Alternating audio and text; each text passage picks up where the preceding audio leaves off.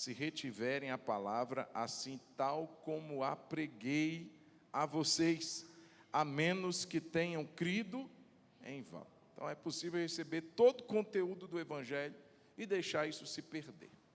Não é o nosso caso, em nome de Jesus. Nós vamos reter o Evangelho até o fim, em nome de Jesus. Meus irmãos, e só para a gente lembrar, fazer um esboço mental do que a gente tem falado ao longo dessas quintas-feiras, nós temos falado da compreensão do Evangelho que começa a partir da compreensão do caráter de Deus.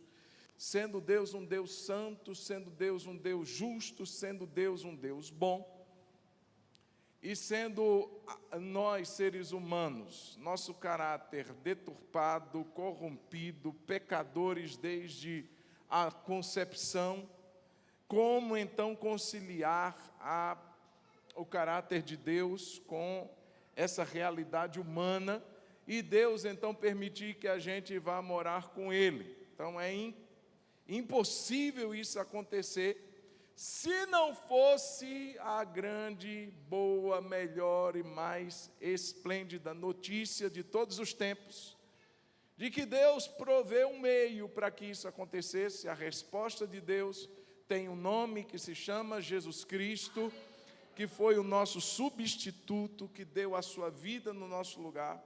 O puro, o perfeito se entregou pelos imperfeitos, pelos pecadores, e essa foi a resposta de Deus.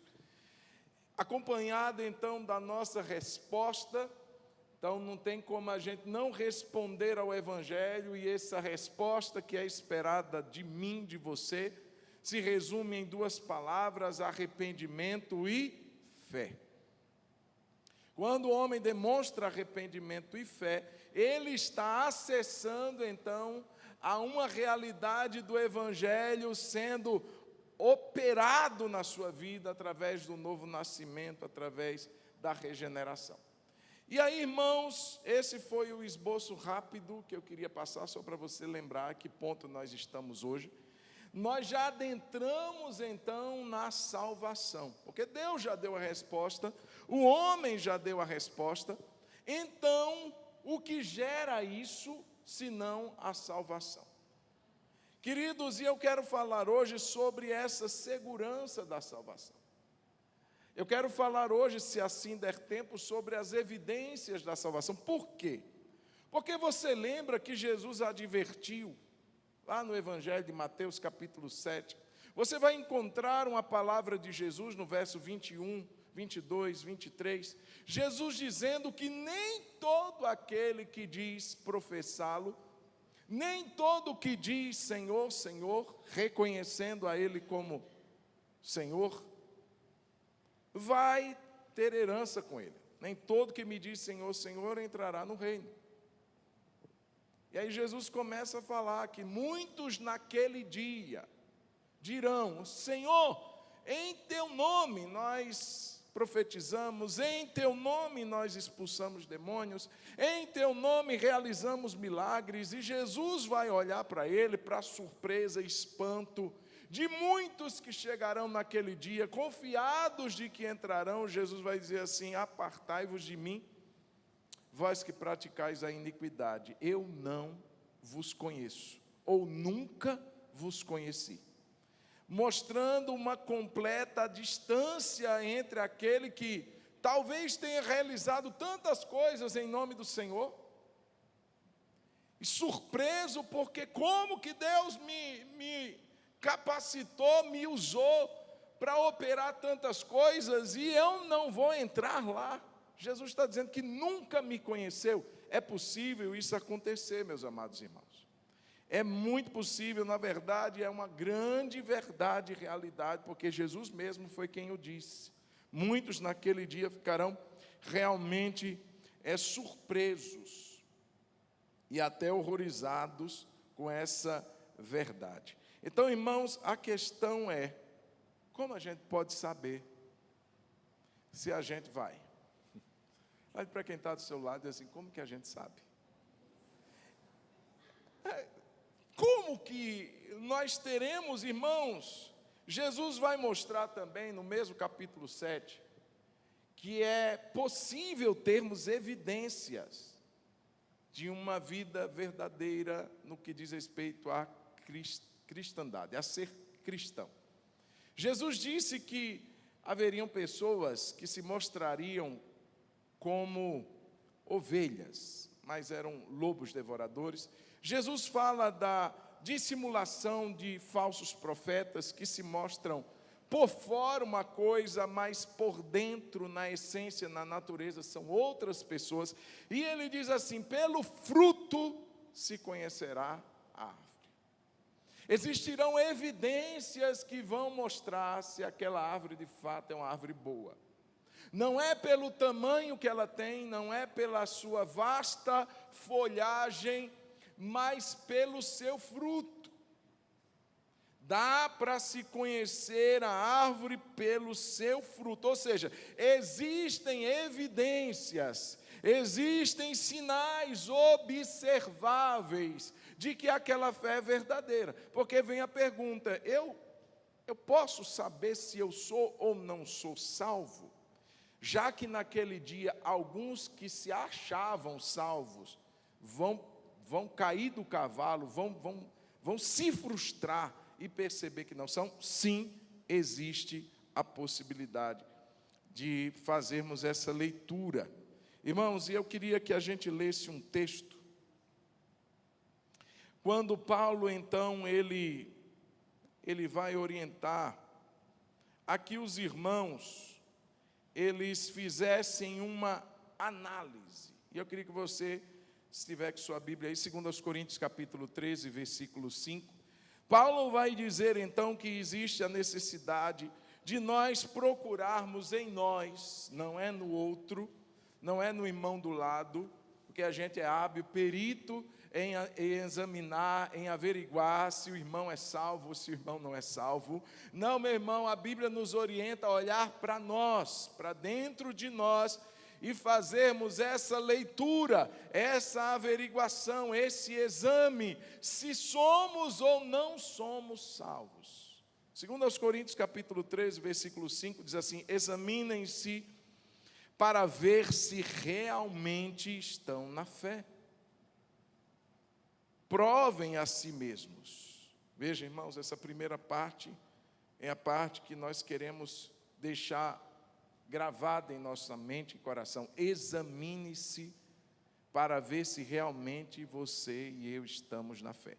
Se cada um de nós estamos realmente vivendo essa verdade do Evangelho operando dentro de nós, transformando a nossa vida, mudando-nos de dentro para fora, ou se apenas nos convencemos e nos habituamos a uma religiosidade sem vida. Gostamos de tudo, gostamos do culto, gostamos das músicas, conhecemos até textos bíblicos, decoramos, gravamos, mas não houve mudança, não houve transformação, não houve uma metamorfose, não houve uma mudança de natureza. Irmãos, examine-se para ver se realmente estão na fé. Provem. Então, nós somos convidados a fazermos esse exame. Então, irmãos, como que a gente faz isso? Pelo que eu acho? Pelo que eu sinto? Não. Existe um padrão, uma régua, pela qual nós fazemos esse exame. Todo exame que a gente faz, você vai no laboratório, faz um exame, você vai ver lá, valores de referência. Existe um padrão, para que então você possa fazer a leitura da sua realidade com aquilo que é o padrão daquela pessoa saudável.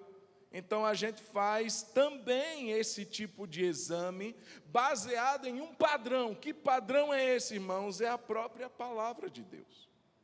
Não é o nosso achismo, o nosso sentimento, mas o padrão verdadeiro, irmãos, quanto à nossa fé, quanto à veracidade da nossa fé, é a palavra de Deus. Irmãos, e existe um livro na Bíblia que é bem específico para esse propósito, e é ele que nós vamos usar nessa noite, que é o livro, a carta, melhor dizendo, de 1 João. E eu queria que você rapidamente abrisse aí no capítulo 5, versículo 13, porque há muitos que dizem assim: pastor, não é possível a ninguém ter a certeza de que é salvo. Só Deus conhece o coração, e ao homem não compete dizer se ele é ou se não é. Irmãos, olha o que o texto vai nos mostrar. Olha a realidade desta palavra de 1 João capítulo 5, versículo 13. O propósito de João, ao escrever essa carta, essa sua primeira carta, ele vai declarar aqui estas coisas. Que coisas? Que ele escreveu nesses capítulos da primeira carta. Estas coisas eu vos escrevi com a finalidade, com o objetivo de saberdes. De quê, irmãos? De quê? Isso. Estas coisas escrevi a vocês que creem no nome do Filho de Deus. Isso. Para que saibam que têm a vida eterna. Então, a questão é saber, é ter a certeza de que nós podemos fazer esse exame, baseado nesse padrão, que é a palavra de Deus. Então, sou ou não sou, vou provar a minha fé de que maneira? Pela palavra de Deus. E a carta de João foi escrita com essa finalidade: estas coisas vos escrevi a fim de saberdes, de ter a certeza de que você tem a vida eterna. A vós outros que creem em o nome do Filho de Deus. Então, você que crê, essa carta de 1 João é para você fazer um exame. Esse é o valor de referência pelo qual você então vai descobrir se você está no caminho ou não. Então, meus irmãos, aqui ele vai trazer algumas marcas da verdadeira conversão. Então, eu sou salvo? Existem marcas para isso. Eu queria que você, junto comigo, caminhasse em algumas delas. Primeira marca, está anotando? Então, pega aí rapidinho. Qual é a primeira marca? Os cristãos verdadeiramente salvos, genuinamente convertidos, caminham na luz. 1 de João, capítulo 1, a gente vai ficar em 1 de João, capítulo 1, versículo 5. Vai colocar aqui, mas se você quiser abrir na sua Bíblia também. Então, os cristãos verdadeiros, genuinamente convertidos, genuinamente salvos, que entenderam a resposta de Deus e deram a sua resposta em fé e arrependimento, esses verdadeiros cristãos que creem no nome do Filho de Deus, eles caminham na luz. Veja, caminhar aqui é um processo, é um ato de movimento, de continuidade. Ele não está parado, ele está caminhando na luz. E o texto vai nos falar assim: a mensagem que dele ouvimos e que anunciamos a vocês é esta: Deus é luz, e nele não há treva nenhuma. Verso 6, se dissermos que mantemos comunhão com ele e andarmos nas trevas, mentimos e não praticamos a verdade. Se andarmos na luz, como ele está na luz, mantemos comunhão uns com os outros, e o sangue de Jesus, seu Filho, nos purifica de todo pecado. Se andarmos na luz, verso 7, se andarmos na luz. Então, o crente verdadeiramente convertido, genuinamente salvo, ele caminha na luz. Veja, irmãos, eu estou falando de uma ação de mudança progressiva, gradual, de caráter e de conduta. À medida que o cristão caminha na luz, irmãos, qual é o grande detalhe de alguém que caminha na luz? Ele se enxerga, ele se vê com mais nitidez. Eu já contei aqui uma experiência que eu vivi quando eu estava, há muitos anos atrás. O Dani era praticamente um bebê ainda, e a pastora entrou para um ensaio e eu fiquei ali no carro, terminando de dar a papinha dele, a comida dele, na cadeirinha, e não tinha como nós temos hoje uma iluminação no estacionamento. E eu estava ali, irmãos, estava escuro, e eu estava ali terminando de alimentá-lo. A pastora começou e eu finalizei. Peguei o Daniel, limpei a boca dele, coloquei no colo, entrei. Quando eu cheguei aqui, que eu entrei no ambiente de luz, eu vi que tinha mais comida na minha roupa do que no estômago do Daniel. Eu estava todo sujo, irmãos, mas eu só percebi isso quando eu entrei na luz. Então, a grande diferença de quem anda na luz, caminhar na luz, irmãos, é uma atitude progressiva. Eu vou andando com Cristo, não importa o tempo que eu tenha de crente, eu não posso parar, eu não posso estagnar, eu tenho que continuar caminhando e caminhando e caminhando, e à medida que eu vou caminhando, eu vou percebendo detalhes do meu caráter, detalhes na minha conduta, que estão manchando a minha vida como cristão, e eu preciso então responder àquela verdade que está sendo me dita, através da luz que está na minha vida, e eu vou tirando, pelo poder do Espírito Santo, pela ação do sangue de Jesus, eu vou tirando da minha vida aquilo que não agrada a Deus. Então eu vou percebendo que eu sou um crente que firo os outros com a minha língua, com a minha palavra. Então caminhar na luz me permite isso, e eu vou trabalhar isso com Deus. Deus, eu sou um pecador, e eu preciso que o Senhor me santifique, assim como o Senhor fez com Isaías. Tire, Senhor, uma brasa do altar e queime a minha boca, purifique os meus lábios, e eu vou me submetendo, eu vou colocando a minha vida diante de Deus, para que a santificação de Deus esteja em operação na minha vida. Irmãos, o crente genuíno, ele não para, ele não estagna, ele não se dá por acomodado, ele não se dá por satisfeito, ele não diz assim: eu já alcancei, nossa, eu já estou caminhando com Deus, eu já alcancei. Não, ele sabe que existe algo mais.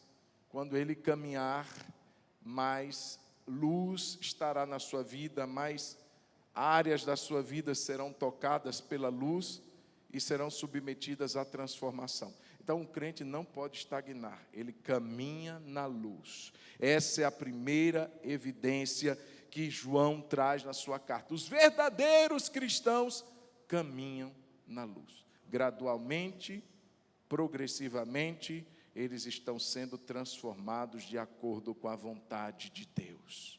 Amém, meus irmãos? A segunda evidência que eu quero deixar, 1 João capítulo 1, versículo 8. Os cristãos, irmãos, eles são sensíveis. Presta atenção. Antes não. Mas quando a fé e o arrependimento estão realmente em atividade na minha vida, com a ação de Deus, eu me torno sensível ao pecado. Ao me tornar sensível ao pecado, eu começo a me angustiar por causa dele, e a confissão então se tornará uma prática na minha vida. 1 João capítulo 1, versículo 8, até o verso 10, diz assim: se dissermos que não temos pecado, isso é o crente leproso, com hanseníase, ele não percebe, ele não sente nada do pecado. Já viu aquela propaganda contra a hanseníase, aquele câncer, né, de pele, não? A lepra, não é hanseníase, não? Não é câncer, perdão. Então, é uma lepra, é uma doença, uma lepra, não é câncer não. Ele está junto ao fogo e o fogo está queimando a pele dele, ele não sente. A questão, ele está insensível. O cristão verdadeiro, irmãos, ele se torna sensível ao pecado.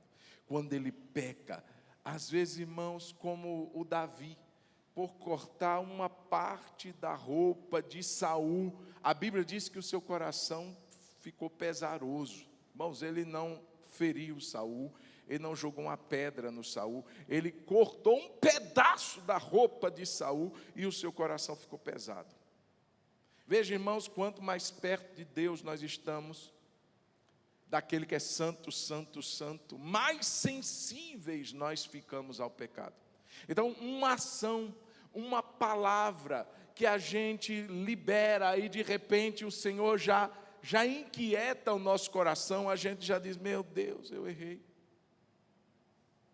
Aquelas coisas que antes nós contávamos com um certo tom de orgulho, com um certo tom de glória, coisas erradas que fazíamos, não, a gente sequer mais quer mencionar aquilo, porque aquilo entristece a Deus, aquilo mancha a nossa vida com Deus, e manchando a nossa vida com Deus, mancha o nosso testemunho, e mancha a quem nós testemunhamos. Não é que manchamos a Deus, mas manchamos a imagem de Deus.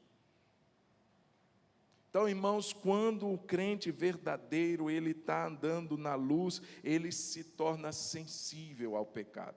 Então, ele vai sim voltar-se continuamente ao arrependimento e à confissão. Se dissermos que não temos pecado nenhum, a nós mesmos enganamos e a verdade não está em nós. Verso 9: se confessarmos os nossos pecados, Ele é fiel e justo para nos perdoar os pecados e nos purificar de toda injustiça. Se dissermos que não cometemos pecado, olha a insensibilidade, fazemos dele um mentiroso, e a sua palavra não está em nós.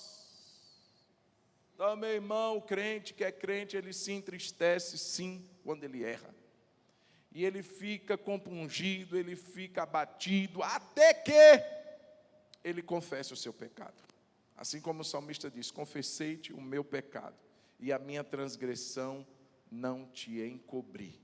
Então, quando a gente confessa o pecado, a gente recebe o perdão, a gente recebe a purificação. Então, essa é uma prova, mais uma evidência que João escreve na sua carta, para mostrar àquela pessoa que está caminhando com Jesus, se ele é ou se ele não é, se ele peca e não sente nada, se ele peca e o seu coração não aperta, ele não se entristece, está tudo bem para ele, irmãos, ele não é salvo.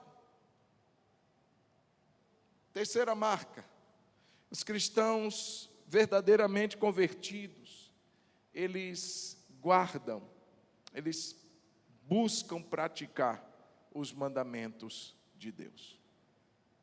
Irmãos, eu não estou atribuindo obras como meio de salvação. Eu obedeço a Deus para ser salvo. Nós já vimos que pelas obras da lei, nenhum homem seria salvo, senão a gente não precisaria de Jesus. Jesus veio para cumprir em si toda lei, toda justiça. Jesus perfeitamente viveu nessa terra, não cometeu pecado, cumpriu plenamente toda a vontade, todo o propósito e todos os mandamentos de Deus, cumprindo em si a exigência da lei, e se tornou maldito por nós, para que a sua justiça estivesse em nós. Então não é pelas obras, mas a partir do momento que somos salvos, a partir do momento que uma nova natureza ela é gerada em nós, nós começamos a sentir prazer. Nós começamos a agir de acordo com os mandamentos, não para ser salvo, mas porque já fomos salvos. Começamos a nos inclinar de forma até prazerosa ao que antes nos era penoso, pesado, angustioso, eu não consigo. Agora, pela ação de Deus sobre a nossa vida, os mandamentos de Deus, que o próprio João diz, não são penosos. É como o salmista diz: eu tenho neles o meu prazer. Eu medito na tua lei, Senhor, porque nela está o meu prazer. Nós começamos a obedecer a Deus, não por uma imposição legalista, mas por uma honra e um temor que brota de um coração que converteu. Irmãos, não é que nós seremos capazes de obedecer perfeitamente toda a vontade de Deus. Vez ou outra nós iremos tropeçar. Portanto, o que nós vimos anteriormente já nos fala sobre isso, sobre a possibilidade do tropeço.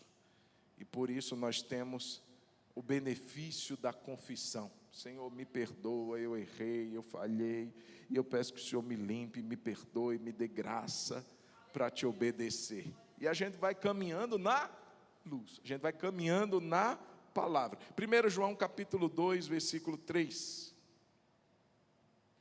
e 4.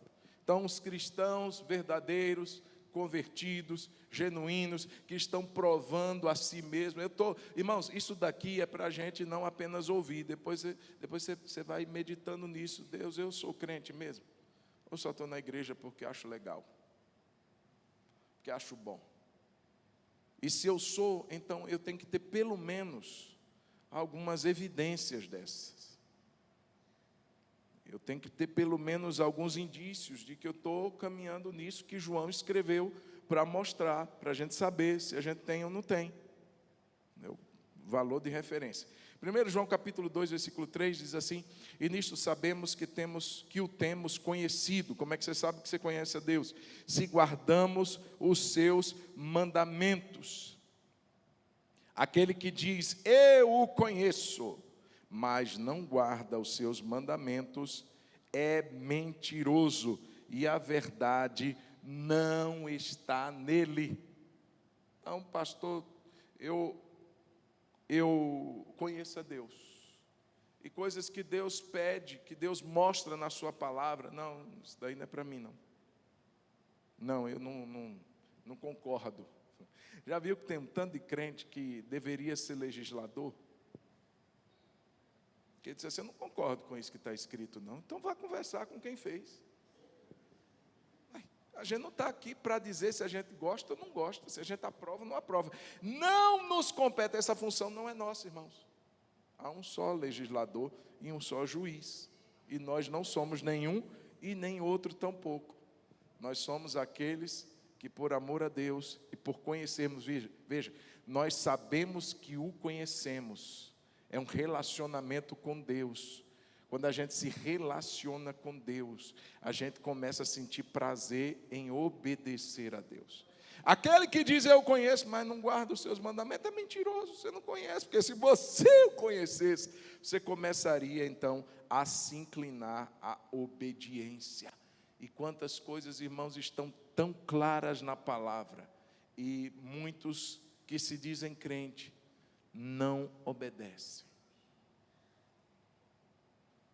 Próxima evidência. Os cristãos procuram andar como Jesus andou. Meu Deus. Os cristãos procuram andar como Jesus andou. 1 João capítulo 2, versículo 6. Olha o que o texto vai nos mostrar, irmãos, esse é um caminhar, é um imitar Jesus. Quem é o seu padrão? Quem é o seu modelo? Quem é o seu ponto de referência? Precisa ser Jesus. Irmãos, eu sei que na nossa caminhada, algumas pessoas nos inspiram, mas eu quero dizer que eles não servem como modelo perfeito, inerrante, porque só Jesus o é. E eu vejo muitos cristãos aí dando desculpas de que agora não querem mais saber de igreja, que agora não são mais crentes, porque tinha uma pessoa lá, era meu líder, meu pastor, minha pastora, fez aquilo, então agora eu não quero mais, porque isso tudo é uma grande mentira. Você colocou o olhar na pessoa errada. O texto vai nos mostrar, irmãos, que o nosso ponto de referência é Jesus. E assim como ele andou, a gente tem que andar. 1 João capítulo 2, versículo 6, vai dizer assim: quem diz que permanece nele, esse deve também andar assim como ele andou. Então, quem caminha com Jesus, meus irmãos, vai querer imitar Jesus. Vai querer andar como Jesus andou. Então, a gente tem alguns relatos. Os evangelhos mostram vários detalhes da caminhada de Jesus. Como ele andou, como Jesus se portava, como ele agia, diante de diversas situações. Então, nós começamos a ter um deslumbre, uma visão de como Jesus andava. E a partir de então, irmãos, quem tem verdadeiramente essa vida com Deus, quem nasceu de novo, ele vai procurar se espelhar em Jesus. Ele não vai tacar pedra nos pecadores. Ele vai ter disposição de caminhar a segunda milha com quem é chato. Você conhece alguém chato? Se você olhar para quem está do seu lado, você está pecando. Não olhe. Você olhou, né? Irmão, todos nós aqui conhecemos aquela pessoa que a gente diz assim: sangue de Jesus tem poder. Nós somos convidados por Jesus a caminhar a segunda milha. Se alguém quiser tirar a túnica, dê também a capa. Se alguém te obrigar a caminhar uma milha, caminha com ele 2. Dá a quem te pede. Irmão, Jesus, ele no Sermão do Monte, coloca ali evidências de um cidadão do reino. E nós, quando dizemos assim: eu sou crente, pastor, eu preciso saber, eu estou andando como Jesus? Ou estou imitando mais o mundo? Então, irmãos, à medida que eu me torno consciente dessa nova realidade, meu padrão de imitação é Cristo e não o mundo. Tem modelos, basicamente 2 modelos aqui nessa terra para a gente caminhar. Ou a gente anda segundo o padrão do reino, que é Cristo, ou a gente anda segundo o padrão desse mundo. Um dos 2. Mas o crente verdadeiro, que diz que permanece em Cristo, deve andar como ele andou. Eu sou crente, pastor, mas não perdoo? Não perdoo, ó, não perdoo. Comigo é assim. Bateu, levou. Comigo é assim. Sou crente, mas não sou otário. Sou crente, mas parto para o barraco se precisar. Sou crente, mas panela voa dentro da minha casa. Não estou nem aí, estou nem aí. Estou nem afrouxo para ninguém não, pastor. Frouxo para ninguém não. Vem para o meu lado, vou, sou crente, mas não deixa eu descer da cruz, não. Então você foi pregado com esparadrapo.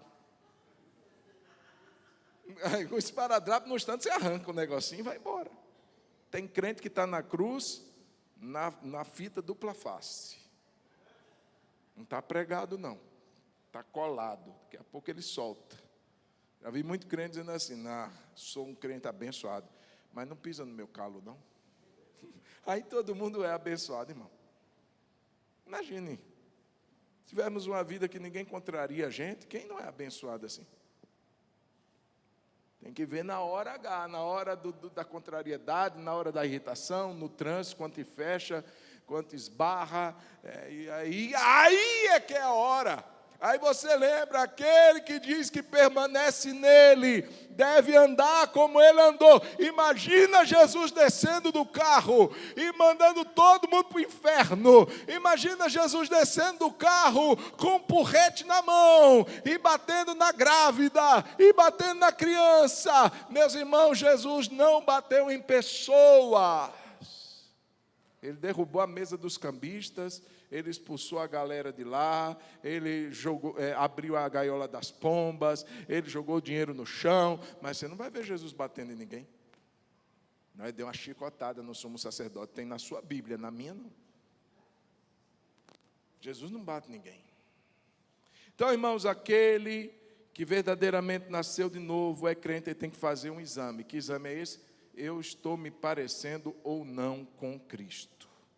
A outra evidência: os cristãos amam outros cristãos. Os cristãos amam outros cristãos e desejam comungar com eles, desejam servir a eles em coisas práticas. 1 de João, capítulo 2, versículo 9. Quem diz estar na luz. Veja, tem gente que está dizendo: eu estou na luz. Então vamos passar o crivo aí, ver se é verdade mesmo, se você está ou não está. Se você diz estar na luz, mas odeia seu irmão, você está em trevas até agora. Quem ama o seu irmão permanece na luz e nele não há tropeço. Mas quem odeia seu irmão está nas trevas, anda nas trevas e não sabe para onde vai, porque as trevas lhe cegaram os olhos. Ele está achando que está tudo bem, mas ele não está indo para o céu. Ele vai dizer: Deus, em teu nome. Jesus assim: nunca te conheci. Ai, Deus, ó, meu nome aqui, ó. Aquele que abençoava, aquele que pregava, aquele que... Jesus disse assim: pode ir embora. Aqui você não entra não, meu filho. Nunca conheci você. Então não basta só dizer: se eu digo, mas odeio o meu irmão. E aqui ele está falando de comunidade, de família, de irmão, de irmã. Se eu odeio meu irmão, eu estou em trevas até agora. Mas quem ama o seu irmão permanece na luz. Isso quer nos mostrar e nos ensinar que o verdadeiro cristão ama estar com os outros irmãos. Então não existe essa ideia de que, pastor, eu gosto do louvor, nossa, me sinto muito bem quando eu canto, me sinto muito bem na hora da palavra, mas pensar em estar junto dos irmãos, de comungar com eles, de ajudar alguém, não, eu não consigo isso. Pensar em ter alguém a quem chamar de irmão, isso é muito sério, pastor. Servir, irmãos, isso faz parte da prática da comunhão. Comungar, amar, servir, perdoar, isso fala de uma família que Deus estabeleceu na terra e nos colocou nessa família. Então, se eu odeio meu irmão, o texto vai mostrar várias vezes a palavra trevas. Então, se eu odeio, eu nunca saí de lá. Eu permaneço lá, embora eu possa ter mudado de ambiente. Mas espiritualmente eu continuo nas trevas. Então eu tenho que ter comunhão com os outros cristãos. É tão tremenda essa sintonia, irmãos. Tem pessoas que você conhece, nunca viu na vida, mas conhece hoje. Você parece que sente, e às vezes até a gente pergunta: você é crente? Já aconteceu isso com você? Você diz assim: nossa, você é crente? A pessoa diz: sou. Como é que você sabe? Você diz assim: não sei. Eu sinto. Parece que existe uma sintonia espiritual. Isso não é uma coisa falsa, não. Isso é verdadeiro, irmãos. O mesmo Espírito que habita em mim, habita naquele outro crente. E essa percepção espiritual é sentida. É muito importante isso. A nossa caminhada associada a outros irmãos. Então, o crente verdadeiro que odeia seu irmão está em trevas. Tem como outra verdade do que essa. Então, os cristãos verdadeiros também, outra evidência, crescem. Crescem em quê, pastor? Na rejeição pelo mundo. E eu queria ler isso com você. 1 de João, capítulo 2, versículo 15. Quem é cristão verdadeiro, ele vai começar a ter um desdém pelo mundo. Ele vai começar, veja, as coisas de Deus começam a atraí-lo. E as coisas do mundo começam a repeli-lo. Então, se isso não está acontecendo, se até hoje eu sinto mais atração pelo mundo e menos pelas coisas de Deus, já é uma prova de que talvez eu não esteja caminhando na luz, de que eu estou caminhando no engano de achar que naquele dia Jesus vai me conhecer, e Jesus não vai me conhecer naquele dia. Então, o desdém começa a crescer. 1 de João, capítulo 2, versículo 15, vai dizer assim: não amem. Vamos ler juntos?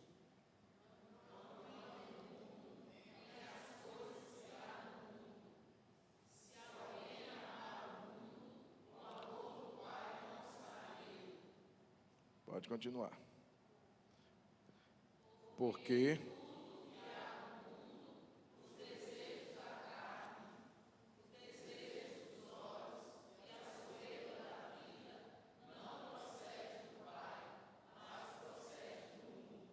verso 17.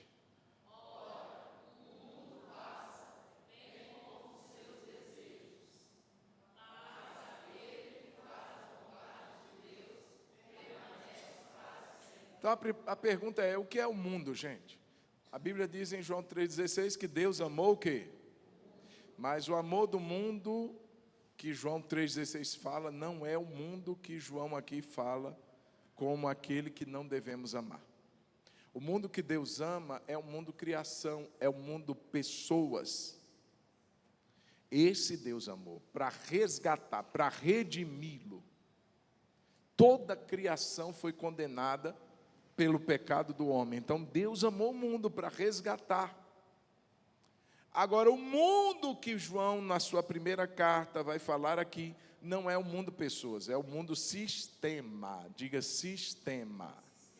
É o mundo sistema de valores, de ideias, de pensamentos. É esse que gira aí muitas engrenagens do nosso mundo na política, na educação, na economia. Essas filosofias, esse modo de pensar, movido pelo egoísmo, movido pelos prazeres. Esse é o mundo sistema. É que torna as coisas corruptas.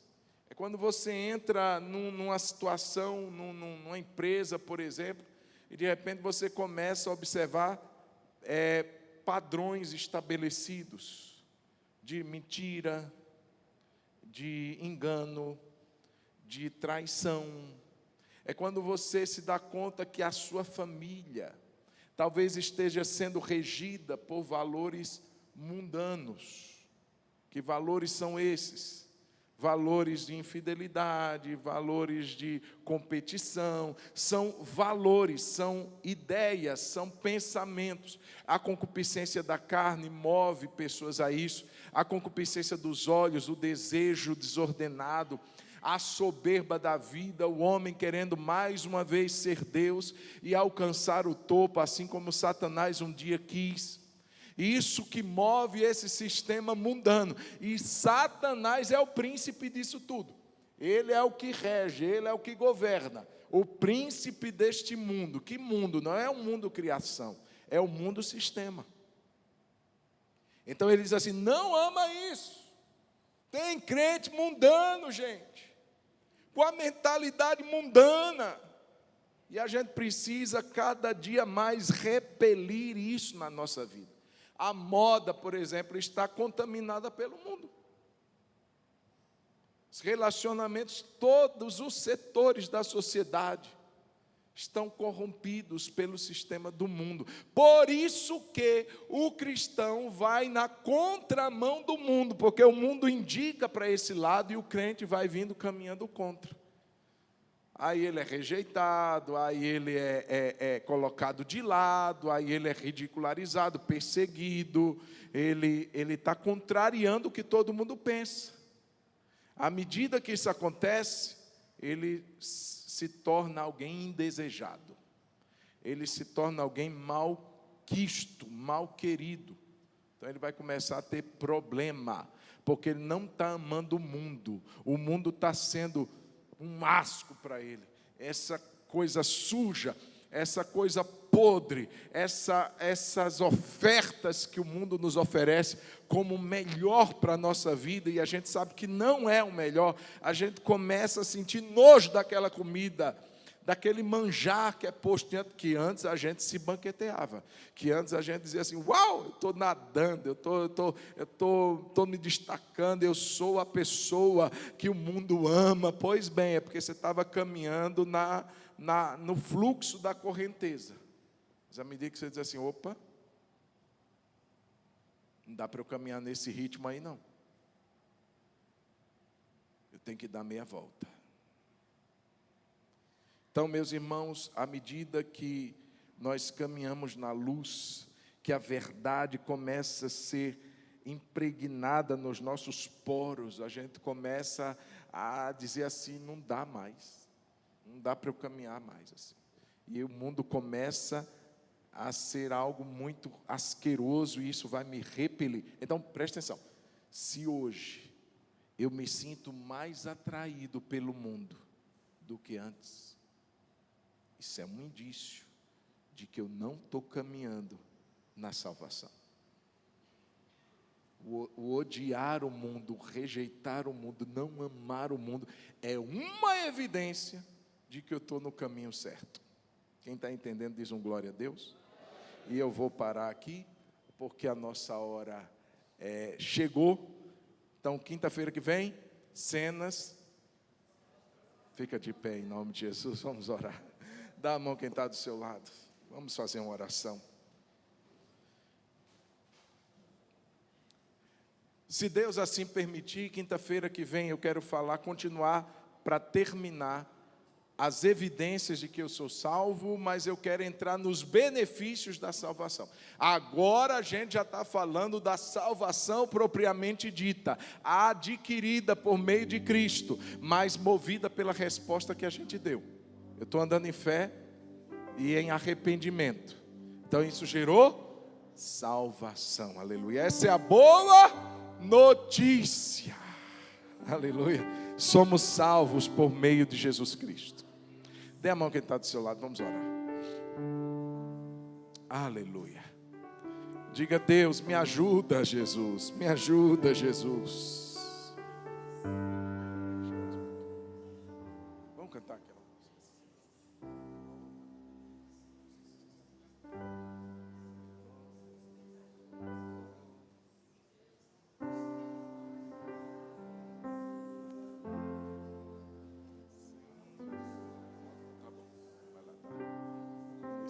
Aleluia. Renova-me, Senhor Jesus. Já não quero ser igual. Renova-me, Senhor Jesus.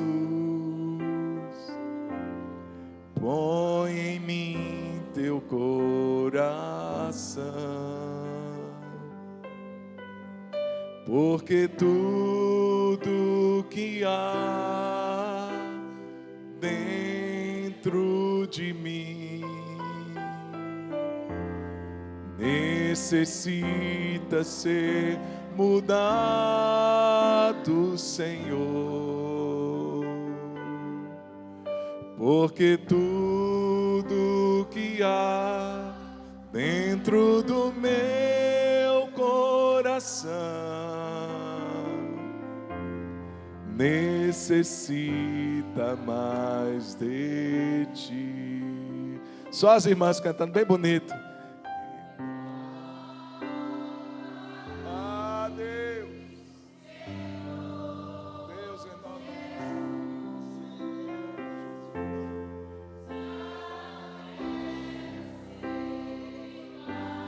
Agora só os homens, renova-me, Senhor. Renova,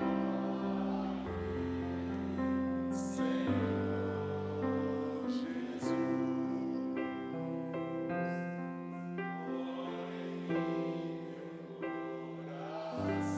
Vamos todo mundo junto, porque tudo que há dentro de mim necessita ser mudado, Senhor,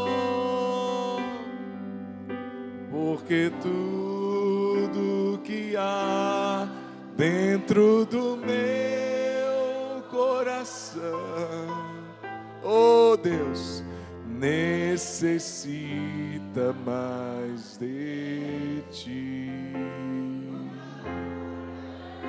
Ah, Senhor, aleluia. Ah, Deus bendito, Deus santo, essa é a nossa oração. Não queremos, Senhor, naquele dia, Senhor Jesus, percebermos que andávamos enganados e de que o Senhor nunca nos conheceu. Não queremos naquele dia, Senhor, receber essa notícia de que a nossa vida nunca demonstrou uma transformação. Vós que praticais a iniquidade, eu não vos conheço. Deus, nessa noite nós clamamos tua misericórdia, e que teu Espírito continue operando essa obra de conversão. Senhor, nesses que hoje à noite estão dizendo a ti: Deus, eu quero viver essa experiência de conversão. Eu não quero ser um religioso, uma religiosa. Eu não quero ser alguém acostumado a vir a uma igreja. Eu quero realmente, Senhor, provar um novo nascimento. Deus, nessa noite opera essa obra, porque não é pelo homem, não é o nascido da carne, não é o nascido do sangue, mas é o nascido do Espírito. É aquele que foi tocado pela regeneração, pelo poder transformador do Espírito Santo de Deus. Faz isso em nós, Senhor, nessa noite. Santifica-nos, possamos continuar como vimos aqui, caminhando na verdade, caminhando na luz, obedecendo a ti, Senhor. Ó Deus, rejeitando a esse mundo e dizendo: eu estou aqui de passagem, eu não quero ser como esse mundo me manda ser. Eu estou no mundo, mas eu do mundo não sou. A minha pátria é o céu, e esse sistema não vai entrar no meu coração. Eu viverei para a glória do teu nome, Deus. A minha vida será um testemunho para que o teu nome seja glorificado. É o que nós te suplicamos, Senhor Deus, nessa noite, no nome santo de Jesus. E todos digam amém. Amém. Que a graça de nosso Senhor Jesus, que o amor de Deus o Pai e que a comunhão do Espírito seja sobre todos nós, povo de Deus, hoje e sempre. Amém. Deus abençoe a sua vida. Dê um abraço no seu irmão. Estamos finalizados em nome de Jesus. Deus abençoe você que nos acompanhou, em nome do Senhor Jesus.